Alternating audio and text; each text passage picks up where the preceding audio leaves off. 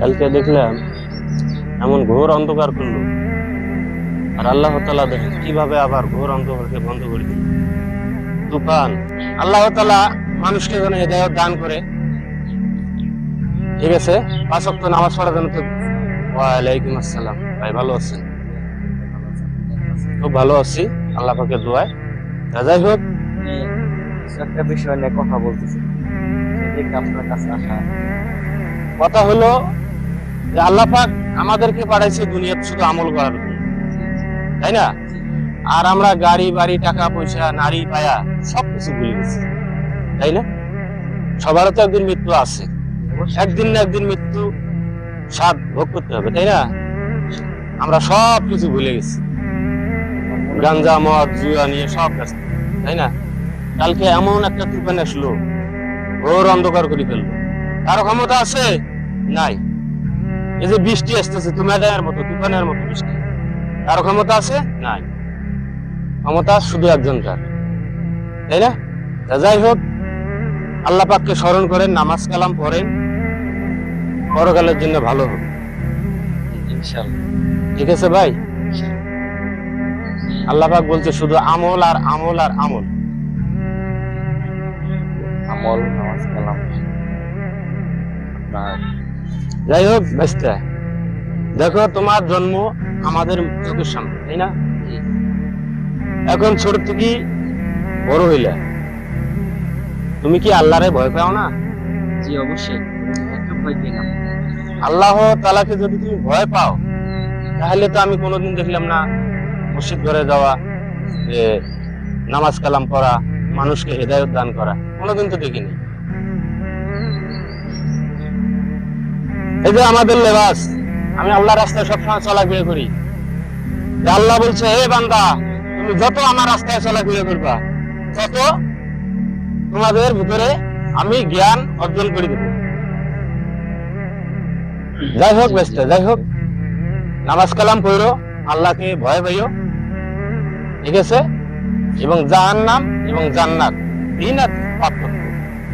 জি সবাই আমরা মুসলমান নিয়ে দাবি করি যে আল্লাহ পাক একদিন না একদিন হলেও আমাকে জান্নাত দেবে, না, কখনো না।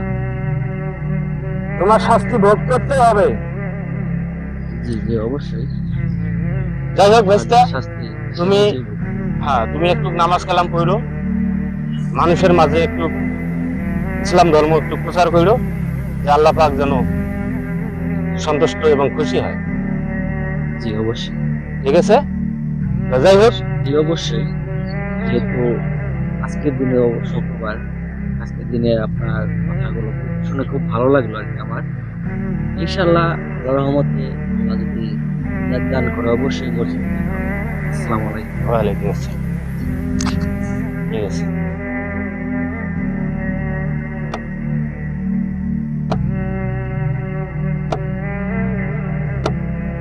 জি ওই দূর সে একটা শ্যামাই যায় জুড়ি আই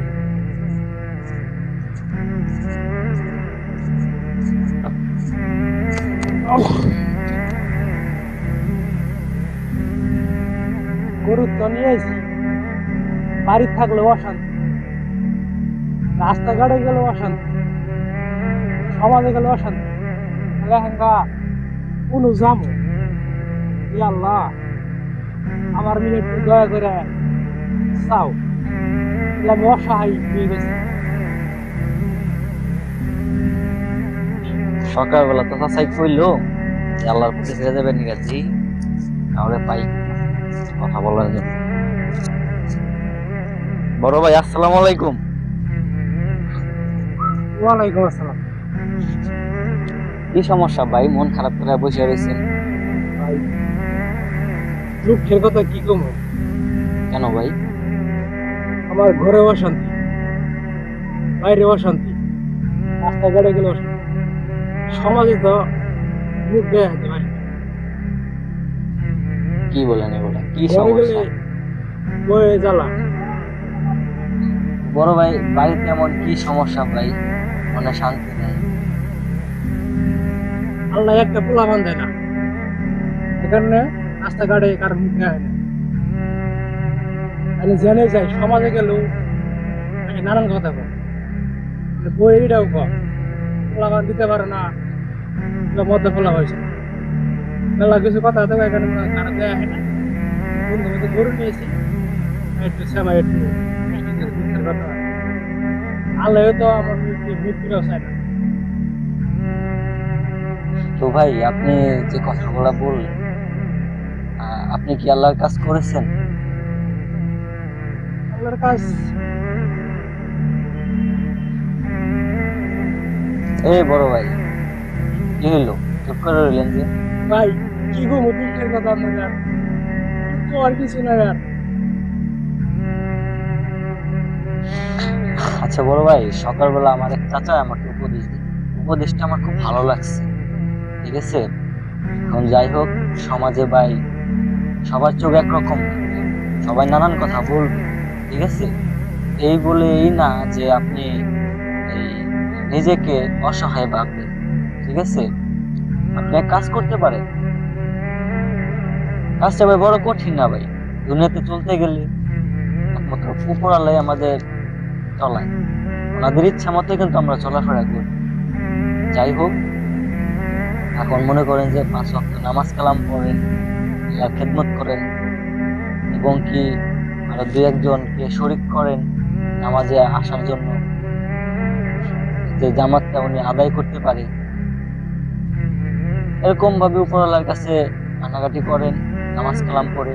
যাই হোক ভাই, আপনি এই সুনসান জায়গায় না বসে থেকে আপনি নামাজ পড়ে উপরওয়ালার কাছে কান্নাকাটি করেন।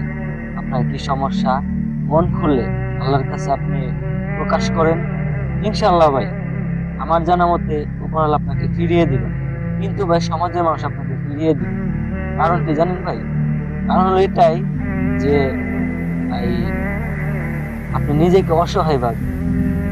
ভাই কোনো কাজ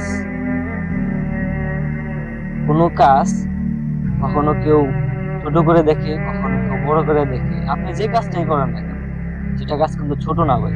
আপনি যদি নামাজ কালাম পড়েন 5 ওয়াক্ত, এবং কি নামাজের পাশাপাশি আপনি 2-1জন লোককে মসজিদে এনে যদি নামাজ পড়াইতে পারেন, আপনি ওইখান থেকে নেকি পাবেন। ঠিক আছে, আপনি এরপরে যে কাজটাই করবেন মন দিয়ে করবেন, উপরওয়ালার নাম নিয়ে করবেন, ইনশাআল্লাহ ভাই ভবিষ্যতে এরকম কোনো সমস্যার সম্মুখীন হতে হবে না। ঠিক আছে ভাইয়া? ইনশাল্লাহ আপনি যখন বলছেন নামাজ কালাম আজকে থেকে পড়বো, আল্লাহ কাছে কান্নাকাটি করবো যে আল্লাহ কাছে ঠিক আছে তোমরা দাওয়াত গ্রহণ করলাম ইনশাল্লাহ। আচ্ছা ভাই, তাহলে আমি উঠছি এখন। ঠিক আছে, আসসালামু আলাইকুম ভাই, আবার দেখা হবে। ঠিক আছে, ইনশাল্লাহ আমি বাসা থেকে নামাজে যাবো। আসসালামু আলাইকুম।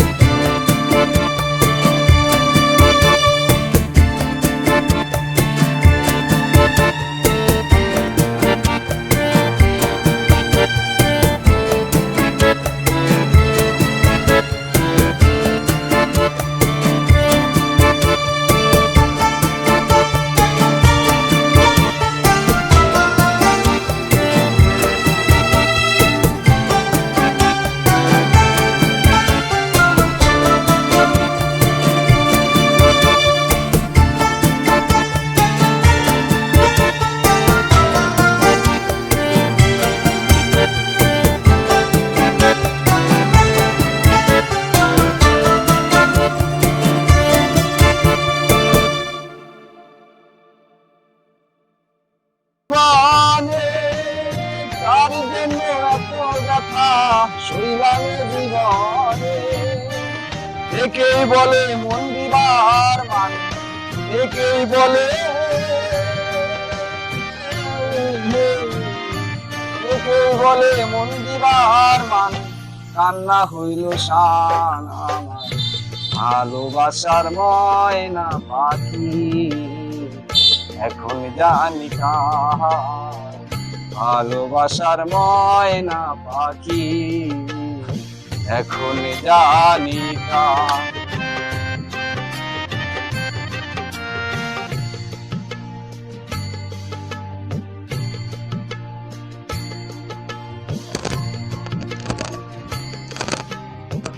কার জন্য এত আঘাত শৈলাম এ জীবনে, কার জন্য এত ব্যথা শৈলাম এ জীবনে। একেই বলে মন দিবার মান, কান্না হইল শান আমার ভালোবাসার ময়না পাখি, এখন জানি কার ভালোবাসার ময়না। কাল্লু মিয়া, তুমি তো গান ভালোই গাও, আর একটা গাও তো শুনি। মাতলো সব একটু প্র্যাকটিস করি গান, এই মাঝে মাঝে ভালো লাগে না তো ওই গান শুনি, গান গাই। আর একটা শুনো।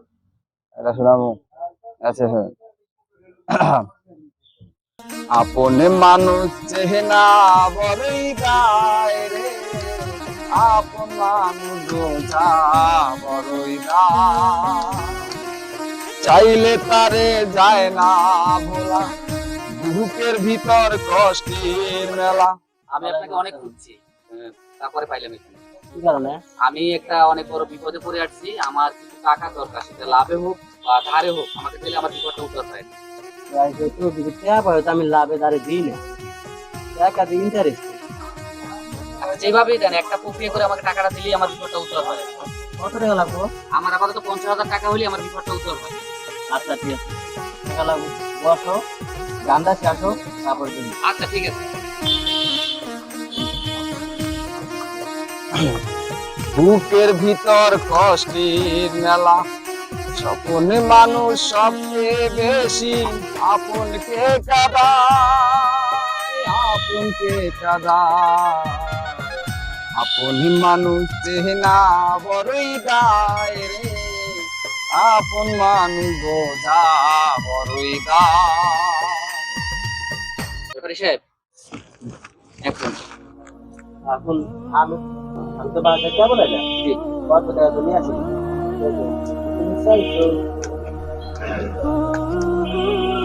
এই কয়টা যাবো রাখো, তারপর তোমাকে তোমার উপরে বাকি দিয়ে দেবো। ঠিক আছে। কিসের লেনদেন হচ্ছে? আমি একটা বিপদে পড়ছি, আমি ব্যাপারী সাহেবের কাছে একটু টাকা নিতে আসছি। সুদের উপরে আমি ব্যাপারী সাহেবকে বলছি, উনি ইন্টারেস্ট ছাড়া টাকা দেয় না। যাই হোক ব্যাপারী সাহেব, আপনাদের তো সম্পদের অভাব নাই, সব দোয়াইয়ের মালিক আল্লাহ, কি তাই না? আপনার গাড়ি বাড়ি সবই আছে, টাকা পয়সা ধন সম্পদ অনেক আছে। ইনি একজন নিরীহ গরিব মানুষ আপনাদের কাছে এসেছে কিছু হেল্প করার জন্য, চাওয়ার জন্য। যাই হোক, সুদ হিসেবে টাকা না দিয়া যদি আপনি হাওলাতে দিতেন, হয়তো আল্লাহ পাক খুশি থাকতেন, তাই না? একদিন সবারই মৃত্যুর স্বাদ ভোগ করতে হবে, তাই না? যাই হোক, সুদের ব্যবসা বাদ দেন, পারলে মানুষের উপকার করেন, মানুষের সেবা করেন, আল্লাহ পাক সন্তুষ্ট হবে। যাই হোক, সামনে নামাজ কালাম পড়েন, হায়াত মৌতের কথা বলা যায় না, কখন কার মৃত্যু কোন জায়গায় হয়। ঠিক আছে, ধন সম্পদের অভাব নাই, আপনি হাওলাত হিসেবে হয়তো ভাইকে কিছু সহযোগিতা করতেন। ঠিক আছে, নামাজ কালাম পড়েন, আল্লাহর ইবাদত করেন, আল্লাহ পাক খুশি হবে। ভাই যা বলছে ভালোই বলছে, যদি আমি যেটুকু বুঝলাম, শুধু সুদে টাকা না নিয়ে যদি ভাই হেল্প করতেছে, বাইরের কাছে টাকা পয়সা নেয়া চলা সবার জন্য ভালো।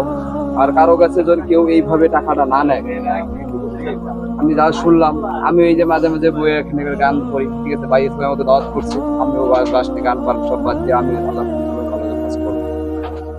আমিও একটা শিক্ষা পাইলাম যে আমি আর কখনো সুদে টাকা নেব না আর দেবও না। ঠিক আছে। আচ্ছা ঠিক আছে, নামাজ কালাম পড়েন, আল্লাহকে স্মরণ করেন। ঠিক আছে, আসসালামু আলাইকুম ভাই। আচ্ছা ভাই আসে। আচ্ছা ঠিক আছে।